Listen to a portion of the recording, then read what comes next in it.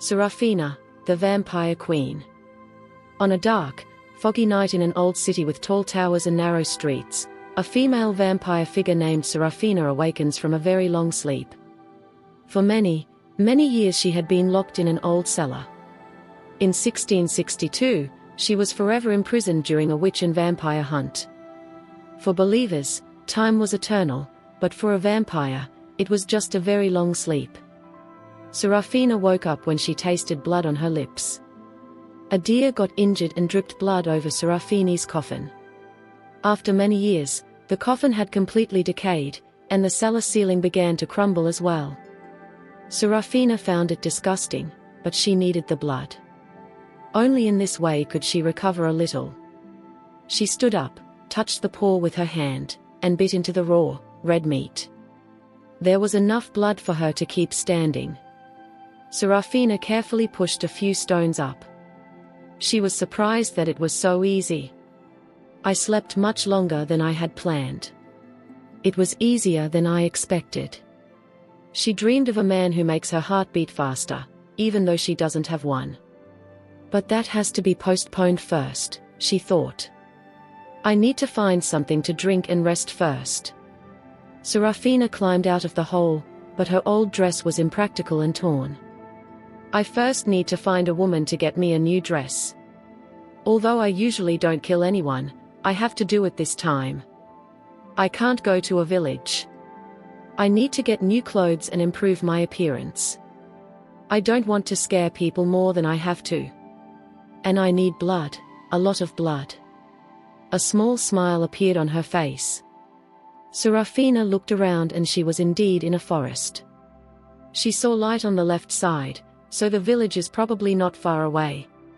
She went in that direction, even though it was difficult.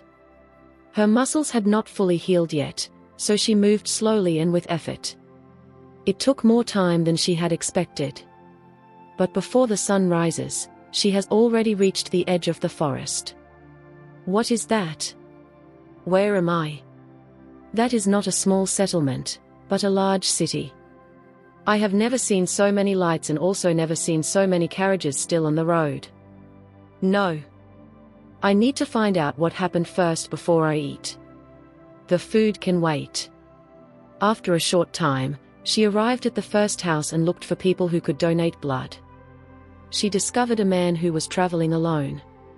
She tried to grasp his thoughts, and fortunately, she still could. He approached her and stopped right in front of her. Seraphina could always read the thoughts of others, and she had to read many of them. More than 400 years have passed. All right, my darling. You are alone and have no shifts all week. I think you want to invite me to spend a nice week together. Henry was ready to invite her over. I think I'm still good, I have to say. Seraphina praised herself. On the way home, she picked up a few clothes from a garden and will also be able to take a bath at Marcus's place. Marcus was surprised when he woke up and realized he was at home. I wonder how I got home, as I was actually on my way to the disco. He didn't have much time to think. Is there someone in the bathroom? He went to the door and knocked. Hello, is anyone there? Please provide the text you would like to have translated.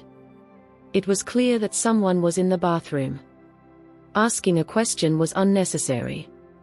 He was surprised when a woman answered. Come in, Marcus, I've been waiting for you.